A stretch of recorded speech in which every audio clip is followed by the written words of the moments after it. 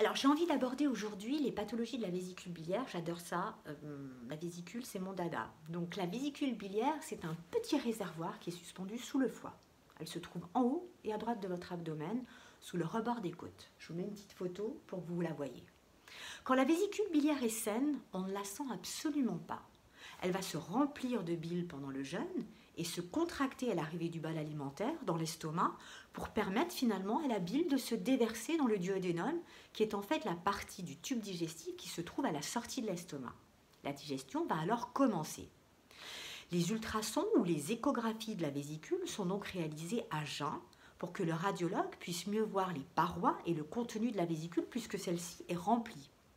Quand la vésicule biliaire devient symptomatique, elle engendre des douleurs qui vont être situées vers l'estomac ou alors sous les côtes à droite, parfois en ceinture ou alors avec une irradiation dans le dos, une irradiation postérieure. D'autres signes peuvent être présents, type fièvre, nausées, vomissements, voire même jaunisse ou ictère. Tout ceci correspond à des symptômes.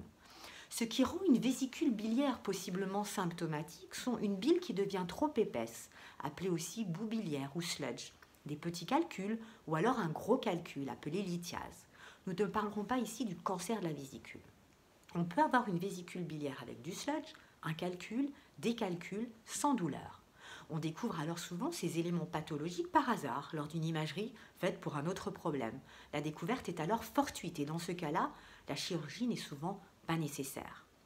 Je vais vous montrer un schéma assez basique et enfantin, mais il donne une explication très claire des pathologies de la vésicule biliaire.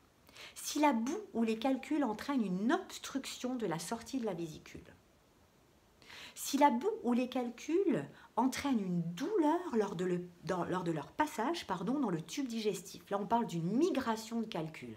Il y en a qui disent même que cela s'appelle une colique hépatique.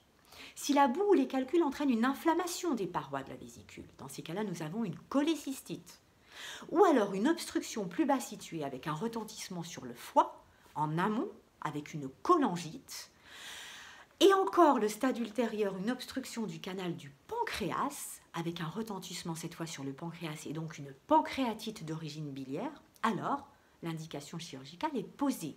Il faut proposer l'ablation de la vésicule biliaire. Dans quasiment 100% des cas, cette ablation se fait par laparoscopie, c'est-à-dire avec les petits trous. Et on va enlever les vésicules, ça s'appelle une cholécystectomie, les vésicules symptomatiques, si possible au stade précoce, pour éviter les complications qui pourraient être dangereuses pour votre pronostic vital. Vous allez me dire, peut-on vivre sans vésicule? Oui, parfaitement, car c'est le foie qui va prendre le relais.